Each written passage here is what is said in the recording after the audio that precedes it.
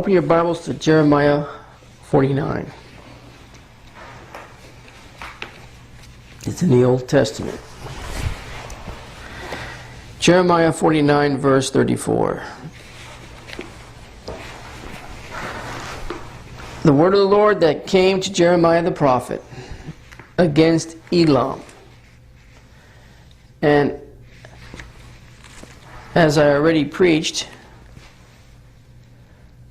Elam is located, for the most part, in modern-day Iran, along the north central area of the Gulf. They're in Elam. You can look in maps. You can probably Google it, and they'll show you maps of ancient Elam. We already covered where it's located. I'm not going to repeat anything on that. And I believe this chapter, more than any other chapter in the Old Testament, deals directly with Iran, present-day Iran. I know in Ezekiel, and I've mentioned it also, that you see in the Gog-Magog alliance, Persia mentioned. Now Persia is a lot larger than just Iran. So we'll see in the future how that shapes up and what kind of alliances is formed. Now Iran, what's left of Iran, I believe this event will probably happen first before the Gog-Magog war. But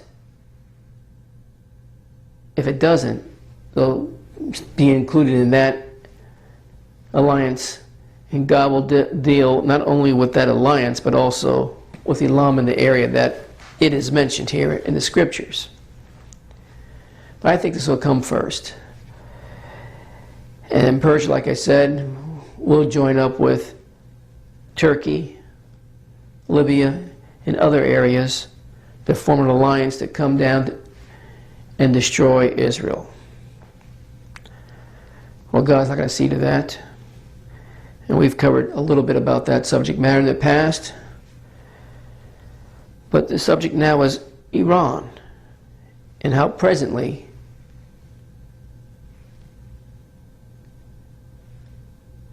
it thinks, arrogantly by the way they speak, their ambassadors communicate to the press especially, that gobbles up all their nonsense. They act like they're a superpower and nothing can stop them. Well, if no nation could stop them, which I don't believe that, my God says He'll stop them.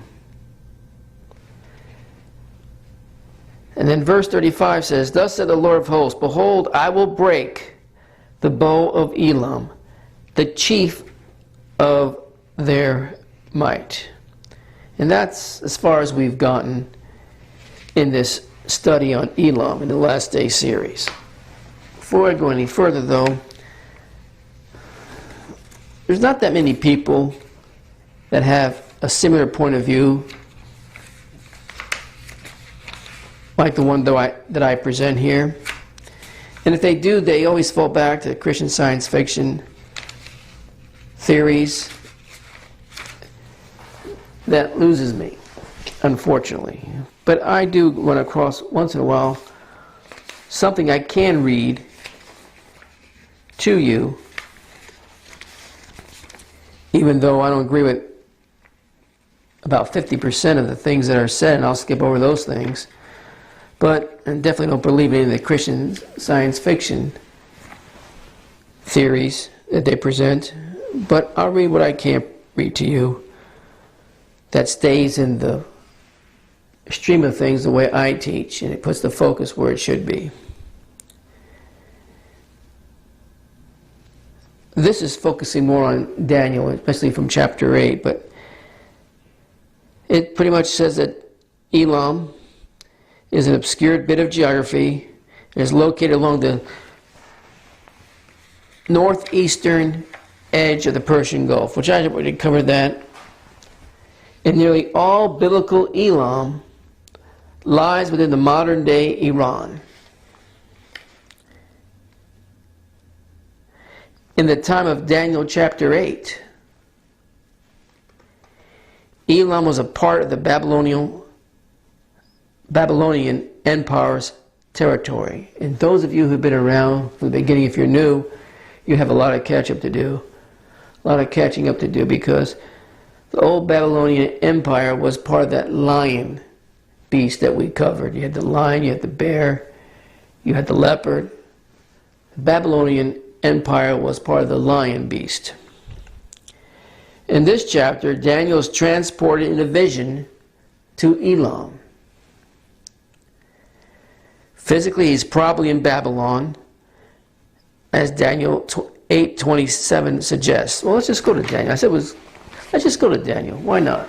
Let's make sure we verify that before we go any further. So go to Daniel chapter 8, verse 27.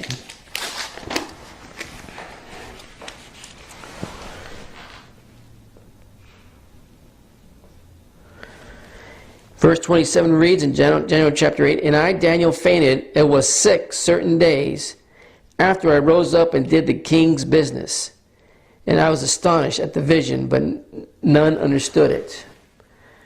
Well, this is assuming that Daniel was doing the king's business as recorded here in the scriptures, and that king's business was not in Elam, but in some Babylonian palace in Iraq, where the king most likely had set up his kingdom, and let's just call it headquarters for now. And that's where Daniel was operating from. But that's neither here or there. In this chapter, Daniel is transporting a vision to Elam. Physically, he's probably in Babylon, as Daniel 8:27 suggests. But God supernaturally overcomes his senses and comprehensions and relocates them to the place of Susa, S-U-S-A, in Elam. Now,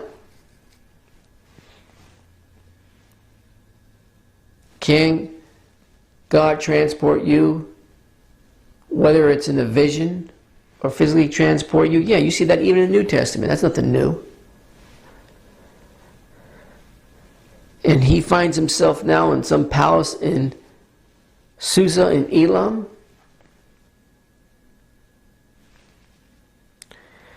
Daniel's perception was his reality. He perceived himself to be in a place roughly 200 miles from Babylon, 250 miles from Babylon. Well, if that's true, if that's what we're to assume by what we read in the scriptures, why was Daniel transported or in a vision that was real to him was in Susa, about 250 miles away from where he works from, doing the king's business? Couldn't God give him, if he was in Iraq, present-day Iraq, somewhere in or around the Babylonian headquarter part of that country? Couldn't God get the same message across to Daniel, whether he was there or 250 miles away? Sure. But I guess God didn't want Daniel to make no mistake concerning Elam. So what's the big deal with Elam? God's sovereign plan concerning the Jews finds Elam taking center stage at several key points in the scriptures. Starting with Daniel's second vision in chapter 8, a chronological outline of Elam's role with God's chosen people unfolds, which can be stated as something like this. Now, Elam's always been a problem for God's chosen people. Even Abraham had to deal with the onslaught from that area, which he defeated. And victory was given to Abraham.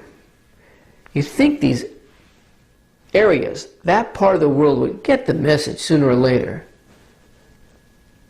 Do not come against God's chosen people. Well, look at all the history we have now. Look at all the details we have in the scriptures, which can be verified. A lot of these details from secular history. Don't mess with God's chosen people.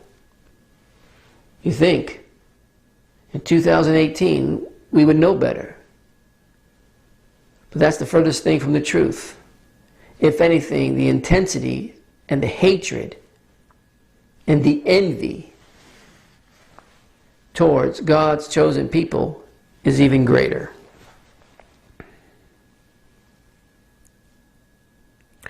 Daniel's vision in Elam focused on the empires of Persia and Greece as they relate to Israel. It was under Persian authority that the Jews returned to Israel and rebuilt their land in Jerusalem.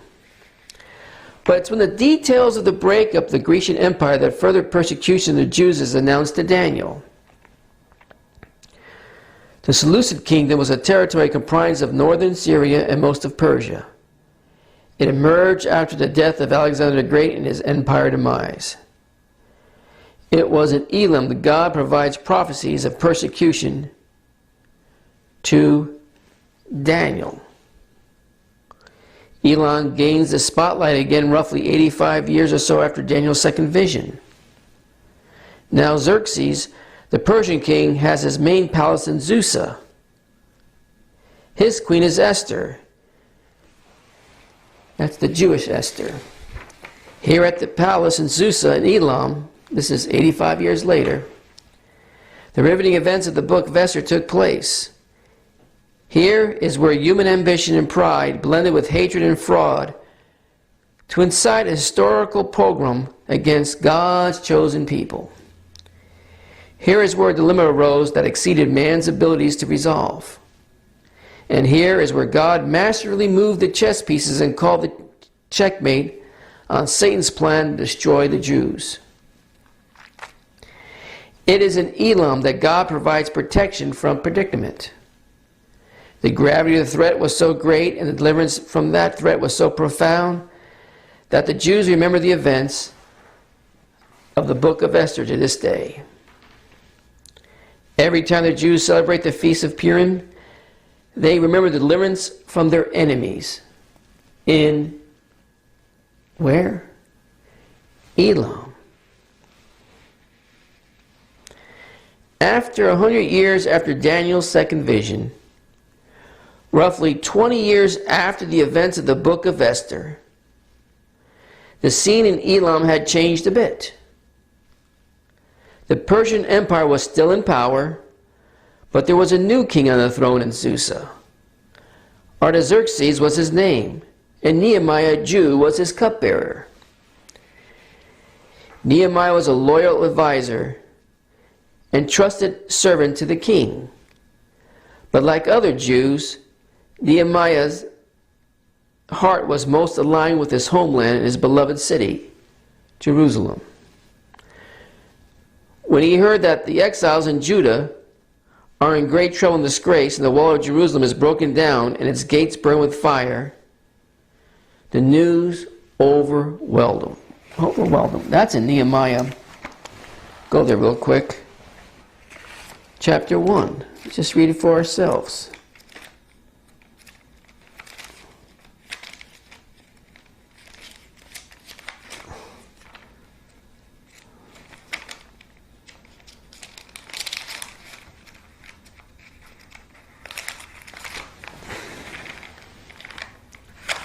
I can't turn the pages.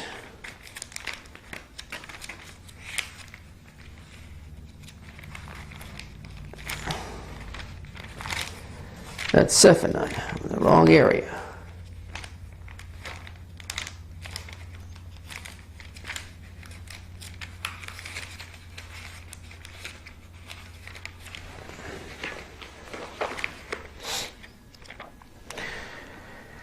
Okay, Nehemiah chapter 1, verse 1.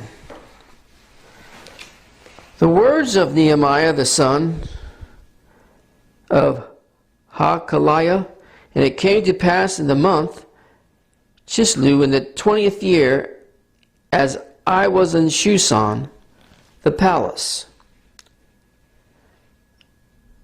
that Hanani, one of my brethren, came, and certain men of Judah, and I asked them concerning the Jews that had escaped, which were left the captivity, and concerning Jerusalem. And they said to me, the remnant that are left of the captivity there in the province are in great affliction and reproach. The wall of Jerusalem also is broken down, and the gates thereof are burned with fire. Verse 4, and it came to pass when I heard these words, that I sat down and wept and mourned certain days, and fasted and prayed before the God of heaven. So that's the place where Nehemiah found himself when he heard the news. He heard they were in great affliction and reproach. And what did he do? He fasted, he prayed before God of heaven. He mourned. It's hard to read these passages and not think of us, of Christians, the ones that claim that they've been rescued by the Lord Jesus Christ. Shouldn't our attitude toward the lost in this world be just the same as this cupbearer? All he had to do was hear about the great affliction. All he had to do was hear about the reproach. All he had to hear that the gates were burned with fire and the walls were still broken. And he risked his life.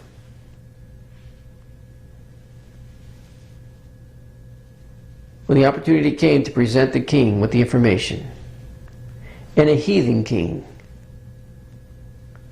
was part of the answer. A heathen king that God used to send Nehemiah back to eventually be their governor and rebuild the walls.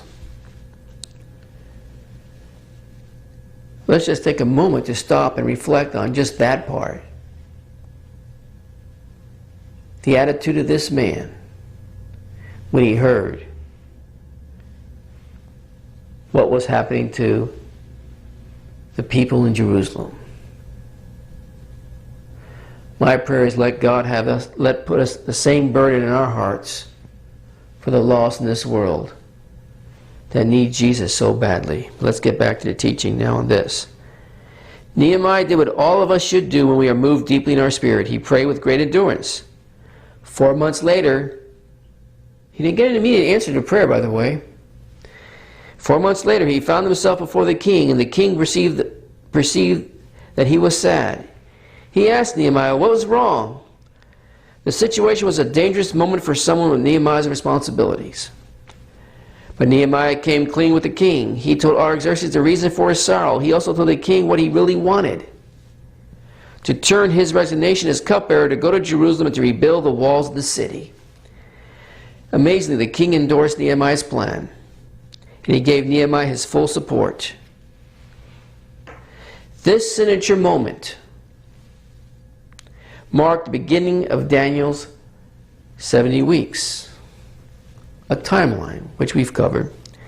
The book of Nehemiah builds further on the truth that God provides permission after prayer. The Jewish people under Nehemiah's leadership were able to rebuild Jerusalem's walls and restore the remnant which had returned from exile in Babylon. The timetable for the end times had begun, and it started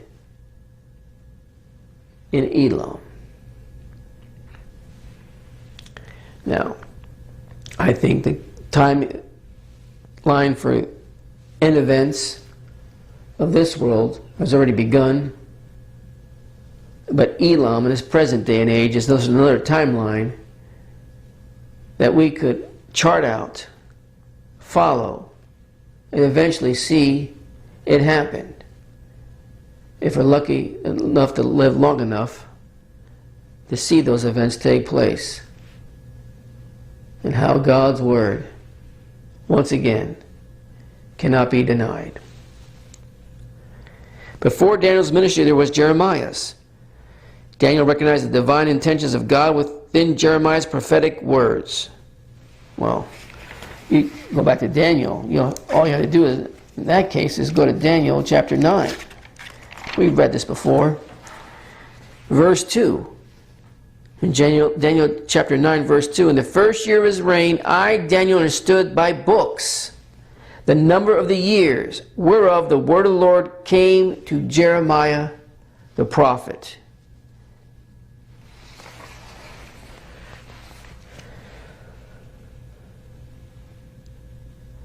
We can regard Jeremiah's words today the same way Daniel did then. What words? Let me tell you what I've been telling you. Jeremiah 49. Other passages of Jeremiah speak to events that are future to us. These prophecies concern a little-known part of the Middle East once called Elam. It's the same spot where God gave Daniel his second vision, where God used an unlucky queen to thwart an anti-Semitic madman, and where God used a cupbearer to start the clock ticking to the second coming of Christ. The eyes of the world are on Elam these days, though most people simply refer to this area as Iran. But it's in the territory of Elam where Iran has one of its most strategic nuclear assets, the Bushehr nuclear plant. Now, could that be what Jeremiah 49 was referring to?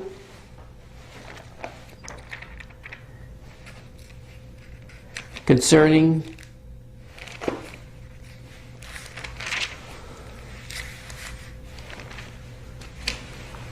verse 35, the latter part of it, thus said the Lord of hosts, behold, I will break the bow of Elam, the chief of their might.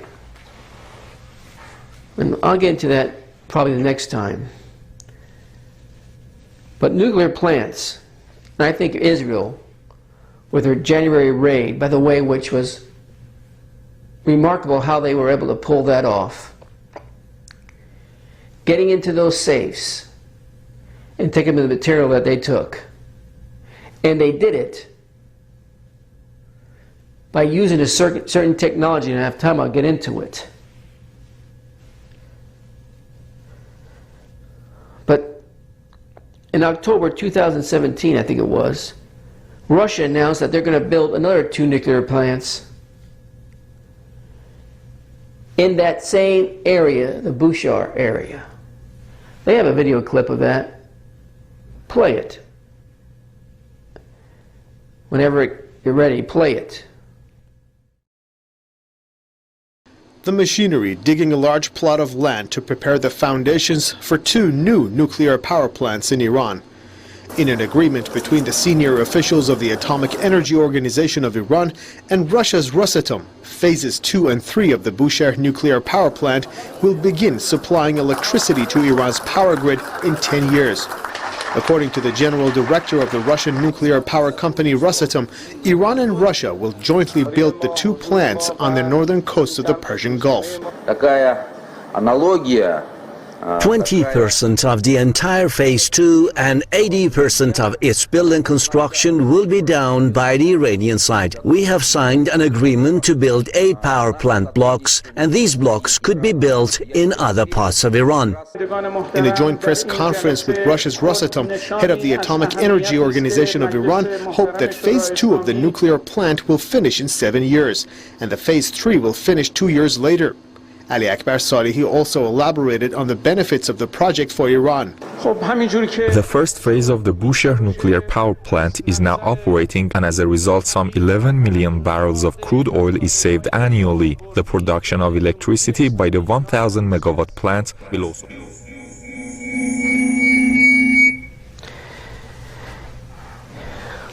This is not fiction, my friend. This is fact, what's taking place. And you heard from that Iranian's mouth that they're planning to build these in the northern Gulf Coast, which is the Bushehr area. There's already a nuclear plant there now, and I don't think it's any secret. Their whole intentions eventually is to be able to build nuclear weapons. Let's not forget Iran's motive. They want to destroy Israel, and they believe the whole world will bow down to Allah. And all you have to do is find the information about that raid. Really not a raid, it was so well designed that the security system that held all this information in the safes that Israel was able to sneak out of the land, and obviously Netanyahu then presented in a television program everything laid out and their ambitions for a nuclear weaponry in the future. I mean, their security system thought there was no break-in because they were able to disguise it as, you see these on some of these action drama movies where you think no one's in a room, but actually there's someone in the room. It's just they were able to engage really in some type of electronic warfare where it confuses the system and it shows something that's not there, or something that's there, not there. And that's what happened just in the last few days. Details of that have been revealed. That spy mission showed the world Iran lied about their nuclear ambitions. Israel feels threatened because Iran has more than one time, many times, announced they plan to annihilate Israel, and that forces Israel then to take self-defense measures.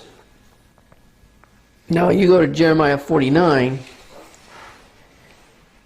it's clear to me that some kind of disaster is going to happen in that Bushehr area. I don't know if it's going to be radiation fallout. I don't know if it's going to be EMP, warfare, which pretty much brings that whole area to a standstill, because now that area is dependent upon modern conveniences and electricity and so forth to function. I don't know what it's going to be. All I know is, and I'm not going to go out there on a limb and say this is what's going to happen. But all I know is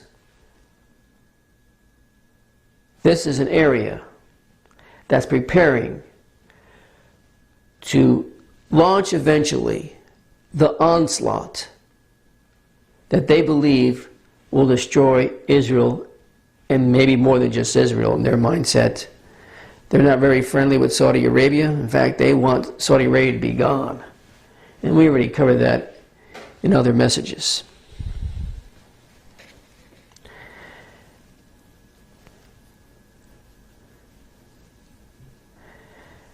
Get back to this. God's sovereign plan has always been to act in the most important needs of His chosen people.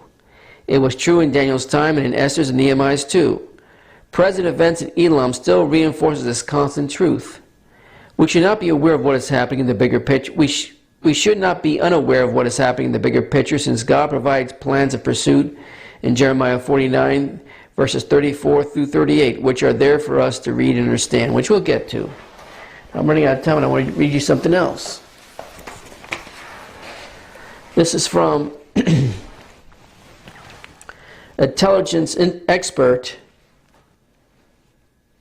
and his opinions on Jeremiah 49. His name is Osborne. Quote, this verse informs that Elam's, Iran's foremost military might, now the verses that he is referring to is the verse that references the bow breaking and the power of their might. This verse informs that Iran's foremost military might, its offensive military might, is suddenly and inexplicably broken. This event is singular unto itself. The plain text metaphor, cachette or battle bow or archer, given here informs us that the choice part or best part of the military might of Iran that God will break is an offensive weapon system that launches projectiles at the enemy. Even without nuclear warheads, Iran possesses an incredible number of rocket and missile platforms that, as with all modern military forces, provide coverage from short to long ranges and of multiple types for engaging land, sea, and airborne targets. These rocket and missile systems are the cachette that Jeremiah speaks of. There is no reason given for the breaking of these weapon systems. It's just that the Lord of hosts has declared that it will happen. As in ancient times when Elamite and Persian/Median armies launched massive barrages of arrows at their enemies, so too the Iranian military today relies very heavily on their modern day equivalent. Iranian warfighting doctrine dictates that barrage style launches. Iran can be seen exercising the capability every couple of months or so, and in some instances photoshopping their images to convey a ridiculous number of rockets being launched. Nevertheless, the question is, how will God break such a bow as this? I would speculate, aside from a supernatural act of God, this will occur by the same electronic warfare means as Israel has thus far kept all enemy missile systems from firing at their F-15 IRAM and F-161 Sufa strike aircraft for the past 7 years over Lebanon, Syria, and Sudan. Israel not only can put an enemy into an electronic black hole, but the evidence is that the IDF can actually take control of an enemy's weapon system, or whatever the more mature version might have as its nomenclature today. The system really is so advanced that I suspect it even beyond the very real capability of the rumored non-nuclear EMP capability. Now, what is that kind of system? Now, it's usually referred to the sixth generation warfare, where it actually manipulates space and time, which you saw a glimpse of that if you followed what happened when the spies broke into the Iranian safes to take all the material they did. They manipulated space and time. They were in those safes, but they hacked their systems, which shows that no one was in their safes, even though they were in their safes. And so by the time the Iranians caught on, they were long gone. Almost sounds like James Bond type movie, doesn't it? But these systems do exist. One of the systems, as far as weaponry goes, in using as electronic warfare is pseudo elite systems. They can secretly invade and control an enemy's air defense, radar systems, move their senses, and create a blind spot, and show normal air traffic screens while our fighters, helicopters, unmanned aerial vehicles, or bombers are approaching their targets undetected. We can show them recordings of normal air traffic patterns for the last week. We can also show them screens with identified aircraft coming at them when none exist in their airspace. It's really magician type warfare if you really think about it. There it is. No, it isn't. It's amazing. That gives our intelligent people the opportunity to track and record their response to a perceived but false attack, discover their command and control structure, direction find their SAM or surface-to-air missile locations when they came up, intercept their communications traffic in RFP or the radio fingerprint, their transmitters, each one identified with a specific military unit. Once we have that information, we can further manipulate space and time from our enemy's perspective and shroud them in a debilitating fog of war. There are other ways we can manipulate space and time to our military advantage. We can jam radar and communication systems and make our enemy deaf, dumb, and blind. We can deprive the enemy of the information needed to position his assets and carry out an attack, or effectively respond to the attack. This is called electronic warfare. All these systems are already in place. In fact, they're already been around for a while. And like I told you, I don't know how the power of their might is going to be broken. I probably could lay out a scenario for all the things that are out there that shows that it can be done. Not even to mention how holographic technology now and how it's intended to be used in warfare can be a game changer as far as how Iran power and its might will be broken. And they won't even know it's coming. It's still quite hush-hush, but there's enough information leaked out now that holographic technology is the new stealth. In fact, stealth is old technology now. I don't know how the foremost of their might is going to be broken. I just know as we sit here in 2018, there's so many different possibilities now. And for Iran to be out there boasting constantly that they're now a superpower also is ridiculous.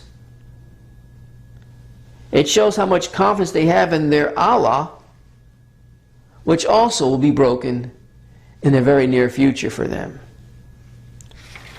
God's going to have the last say on this, and He will break the bow of Elam. And between the United States and Israel, there's enough technology and weapon systems in place now